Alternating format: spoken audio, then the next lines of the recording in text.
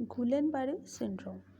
It is an acute autoimmune inflammatory demyelinating disorder of peripheral nervous system characterized by acute onset of ascending motor paralysis. তাহলে এটা কি বুঝলাম? Acute condition, autoimmune disorder, inflammatory demyelinating disorders, মানে একটা ইনফ্লামেশনের presence থাকবে, myelin শীথের distraction হবে। সেটা কোন মাইলিন শীথ? যেগুলো পেরিফেরাল নার্ভাস সিস্টেম তার মাইলিন শীথ। আর কি এটাতে কি আমরা দেখতে পাবো? কি করে বুঝবো গুইলেন-বারে সিনড্রোম?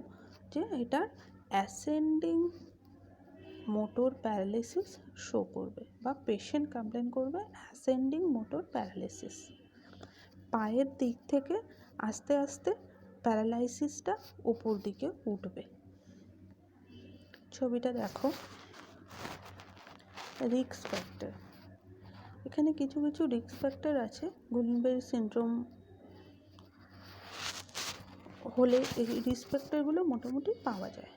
সাধারণত ওই অটোইমিউন ডিসঅর্ডার, এছাড়া কমন 20 to 50 years old, এছাড়া অনেক সময় viral infection associated with swine flu or swine flu immunization, and frequently proceed by mild respiratory or infection, intestinal maybe or respiratory. It progress rapidly or over 2 to 3 weeks, and here muscle atrophy may be minimal. Next, symmetrical paralysis, মানে একটা পা paralysed হয়েছে বা একটা হাত paralysed হয়েছে এরকম নয়, দুটো পার্টি বডির দুটো যে কোয়াড্রা আছে দুটোই সাইমালটেনিয়াসলি প্যারালাইজড হয় বা সিমটম দুদিকে দুটো বডির দু পার্টেই সেম থাকে। আর কি কি সমস্যাগুলো হতে পারে? Respiratory problem, speaking problem, swallowing problem, bowel bladder incontinence or retention. Patient may require ventilatory support.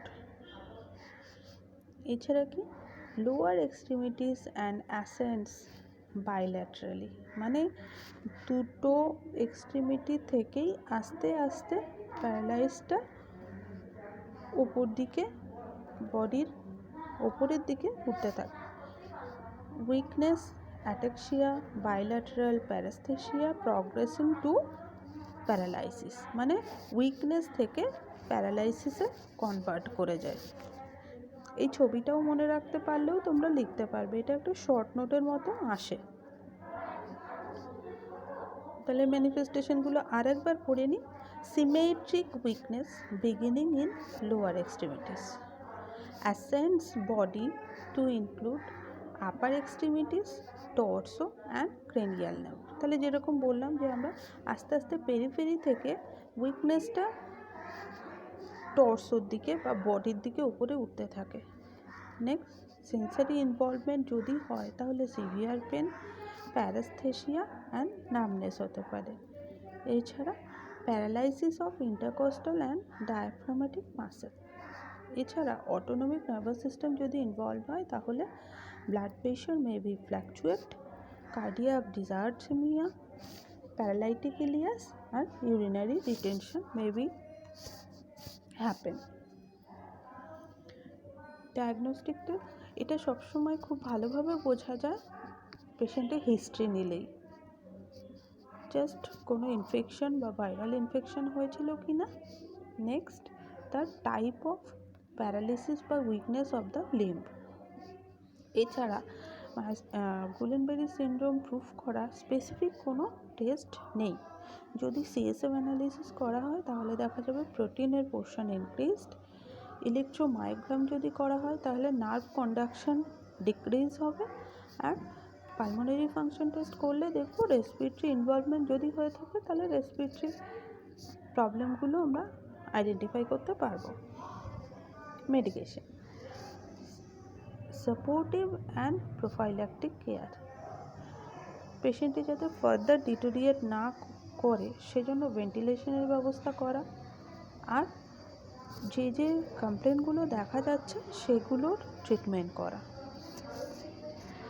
Antibiotics to treat if there is any bacterial infection, morphine to control pain, anticoagulation to prevent thromboembolic complication. যেহেতু patient prolong period ধরে bedridden থাকতে পারে, paralysed limb হতে পারে বা torso include হতে পারে, সেজন্যে যাতে থ্রম্বোএম্বোলিক বা ডিপ ভেনাস থ্রম্বোসিস থেকে কোনো কোয়াগুলেশন না হতে পারে সেজন্য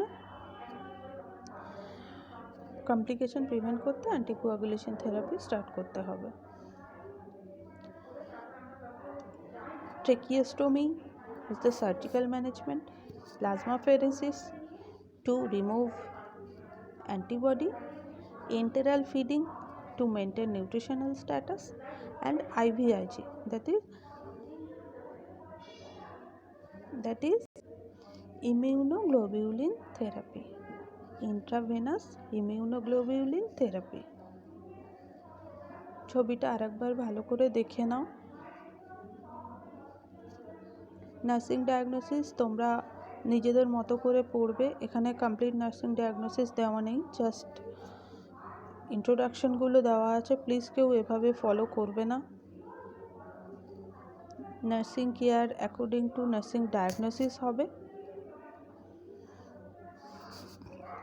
in case of home care same, পেশেন্টকে অ্যাডভাইস দিতে হবে কী করে ইনফেকশন প্রিভেনশন করবে, কী করে রেসপিরেটরি প্রোটেকশন নেওয়া যায়, কী করে ডিসেবিলিটি প্রিভেন্ট করা যায়, অ্যাক্টিভিটি ডেলি লিভিংয়ের সঙ্গে রেস্ট একটা রুটিন করে দিতে হবে, নিউট্রিশনাল ম্যানেজমেন্ট করতে হবে, আর সাপোর্ট গ্রুপের সঙ্গে কন্ট্যাক্ট করিয়ে দিতে হবে, ইমোশনাল সাপোর্ট দিতে হবে যাতে